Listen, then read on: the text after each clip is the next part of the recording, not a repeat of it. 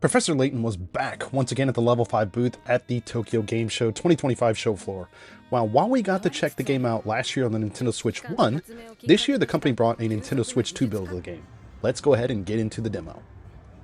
Danny from the Famicast here. If you're new to the channel, please be sure to sub, all that type of good stuff. Sign off in the comments down below, and we may read it out on our bi-weekly show called the Famicast. Of course, you can find this in written form over on our website, thefamicast.com. Special shout out to our patrons for their support. Today, we're diving into the Nintendo Switch 2 Tokyo Game Show 2025 demo build of Layton and the New World of Steam. Here we go. The New World of Steam depicts the world 1 year after the events of Professor Layton and the Unwound Future. Now, this story takes place in an American city called Steam Bison, a steam-powered massive city that's technical prowess has eclipsed even London's own technical development. The Professor and Luke are tasked here with checking out a mysterious incident that took place in the city. Now, the demo starts off with a letter from Luke, who's waiting for Layton to arrive. Taking on the role of the Professor, you're tasked with tracking down Luke.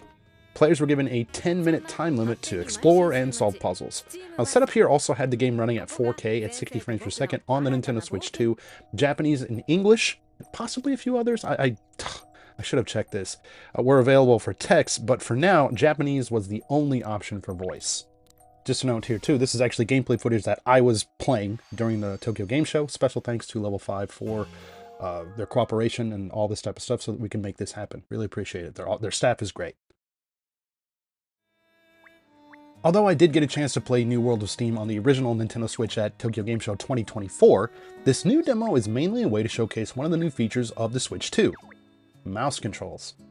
Now honestly, as soon as Nintendo revealed that this mouse functionality would be coming to their system, this was pretty much the first thing that came to mind. You know, the Layton, maybe followed by Famicom Detective Club. And that's probably not happening anytime soon. Anyways, the demo booth thing where I was at had the right Joy-Con on the table only, with the left Joy-Con kind of tucked away. Now there were some moments throughout the demo where you could use both Joy-Con, and this could have been beneficial. For example, you could press X to access like a menu or something. However, this could still be accessed with a simple click of the icon on the screen. The mouse controls felt pretty responsive and things were pretty easy to control. I only came across 3 puzzles in the demo, but each of them used this control setup in pretty interesting ways. The second puzzle here I came across was a little bit frustrating, to be honest with you. So basically this asks you to take a look at a suspicious looking statue and to point out where you thought was just weird or strange about it. Now the answer ended up being the face area, which is ironically the first thing that I chose, but it came up with like, oh no, that's wrong. So basically, after using some hint coins, the game kind of guided me to poke at the statue.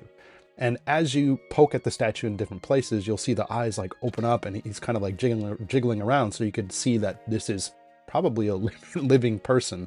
So basically what you're supposed to do here, and yeah, obviously this is a little bit spoilery, but you poke at it and then you choose the face.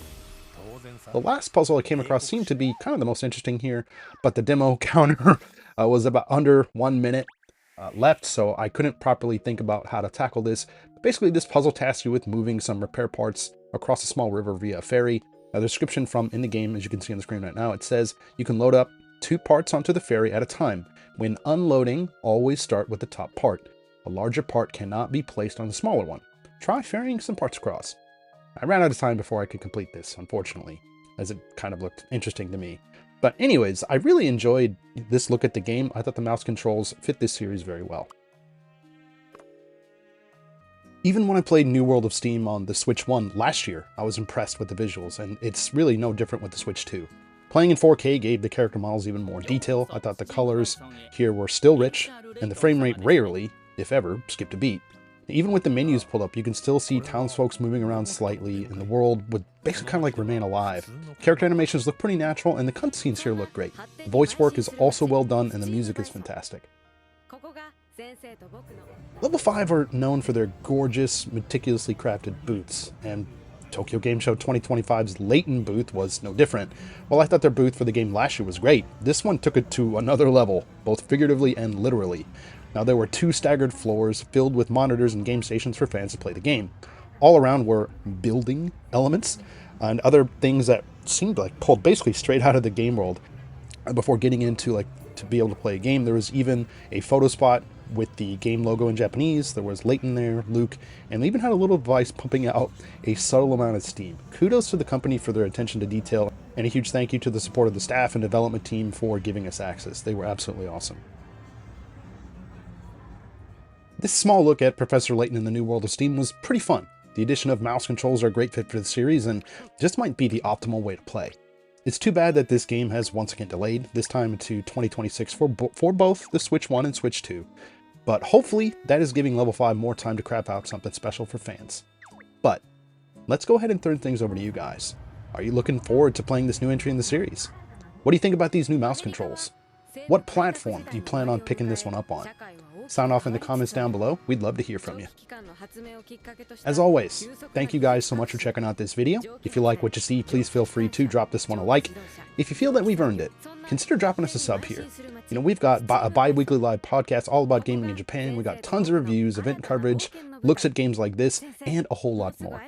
Again, this is Danny from the Famicast. Thanks for watching, and we'll catch you later.